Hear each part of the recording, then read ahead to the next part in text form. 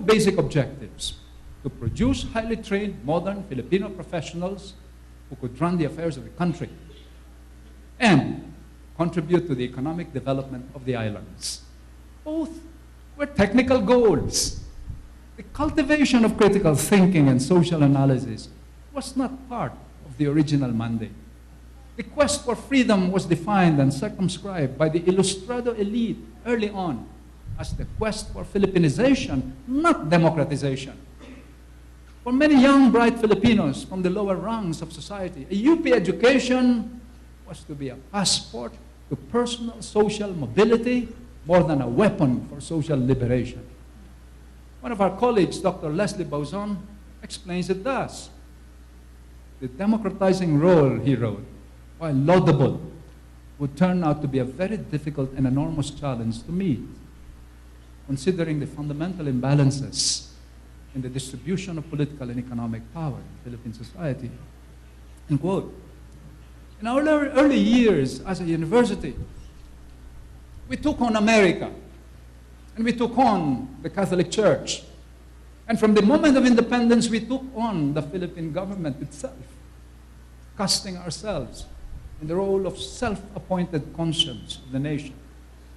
All these, in my view, represent stages in the differentiation of the university from the rest of society's institutions. Every modern university finds itself having to confront the influence of the dominant institution of the day. Today, the UP no longer feels threatened by American colonial policy or by ecclesiastical authority.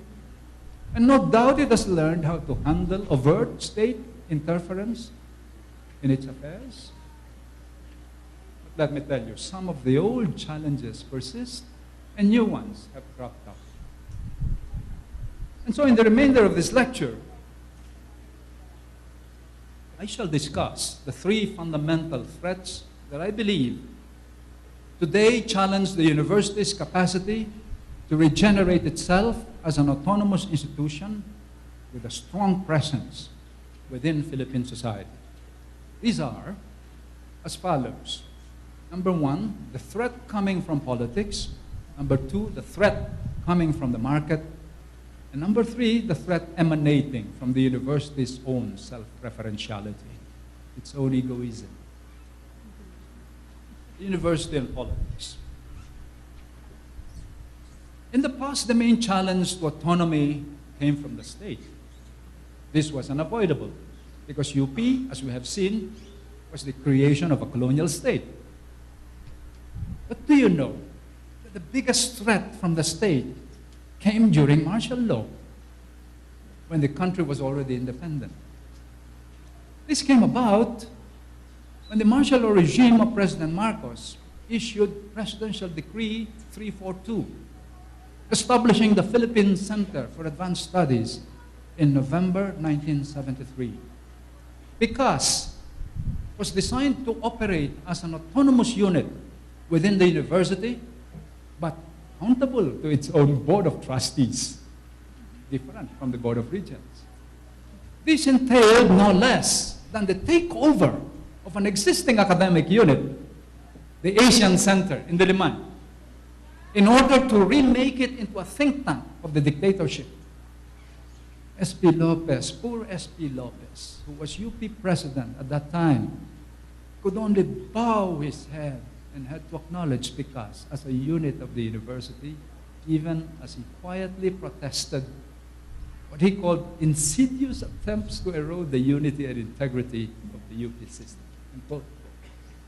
This assault was followed a few years later by the Education Act of 1980, which sought to place the whole educational system, including chartered universities like UP, under the direct supervision of the Ministry of Education and Culture. This meant that matters like curricular proposals, which belong traditionally to the agenda of the University Council, would have to be approved by a Board of Higher Education under the Education Ministry. The entire UP community instinctively opposed this wholesale attack on the university's autonomy. Caught in the middle of this war was poor President Emmanuel Soriano, Noel. very gentle person who found himself saddled with the impossible task of proposing amendments that both Malacanang and UP could accept. It's just impossible. Those traumatic years made it almost instinctive for UP to imagine itself as the state's permanent antagonist. The university's immersion in the politics of its time, was mostly in reaction to the state's incursions into its territory. But it also bred a confusion about the university's role in political struggles. Let me elaborate briefly on this. In its bid to defend its autonomy against the recurrent attempts to control it, UP, I believe, spent so much of its time standing up to power and speaking for the whole nation, so much that it neglected the equally important task of speaking to the people and engaging them in dialogues that would enrich their understanding of social problems. UP failed to secure a foothold in the mass consciousness. Precisely because it is a part of society, the university has to take up questions that are being discussed by the other institutions. It must do so, lending its fund of knowledge and analytical tools to the clarification of issues and the validation of factual claims. Because of its unique authority, the university could rise above partisan strife and reach out to a people that had been exiled to the margins of national life by ministering to their intellectual needs. A university has a special relationship to knowledge that permits it to serve as a link between the intelligentsia and the public. But UP has failed to tap this advantage, believing it has no role in the development of a public culture. The university must look at politics and deal with politics through its own institutional prism. It must make its voice heard on all the major issues confronting society, but it must never allow its voice to be co-opted by politicians or any vested interest. The modern university has played a crucial role in the formation of its students' political consciousness. In our society, where so many have been consigned to ignorance, it is likewise called upon to form the consciousness of the public. Because our business as a university is knowledge and ideas, it is inevitable that we will be faced with the challenge of ideologies, of religions, and of diverse cultures. We must strive to preserve this pluralism. And the best way we can do so is by encouraging our faculty and students to enter into a dialogue with all kinds of ideas. You know, I believe that the main difference between the academic attitude and the strictly political attitude is that the political favors the communication of strong beliefs, whereas the academic attitude allows plenty of room for uncertainty and doubt. The sociologist Peter Berger calls this the heretical imperative, the cultivation of a capacity for doubt and uncertainty, of critique and open-ended discussion.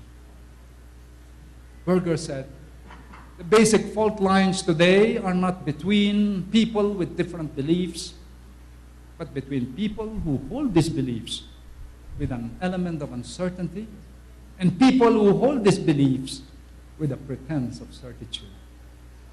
There is a middle ground between fanaticism and relativism. I can convey values to my children without pretending a fanatical certitude about them. And you can build a community with people who are neither fanatics nor relativists. Both. If you ask me, I believe a university is a perfect example of such a community. We should never intend to raise true believers among our students, but neither must we aspire to produce students who can believe in nothing.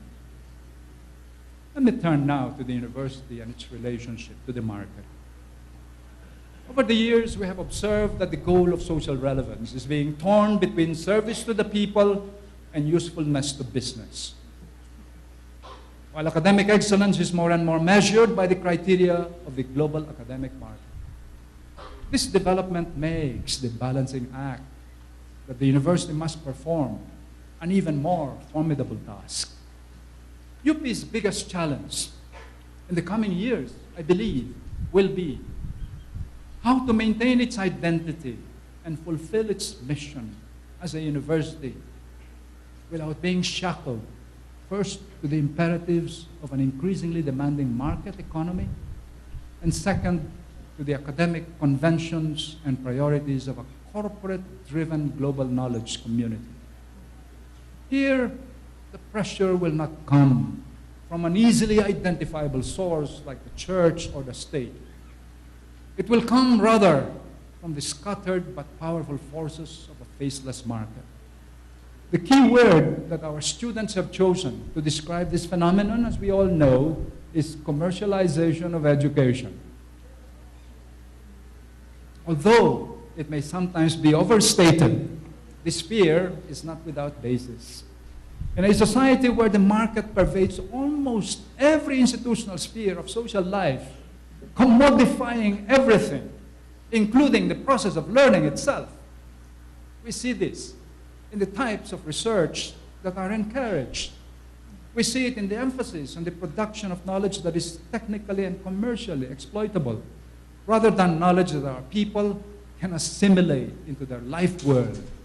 We see it in the neglect of departments and academic units that no longer attract large enrollments. We see it even more in the proliferation of academic programs that are marketable, reflecting the exigencies of a highly vulnerable and dependent Philippine economy.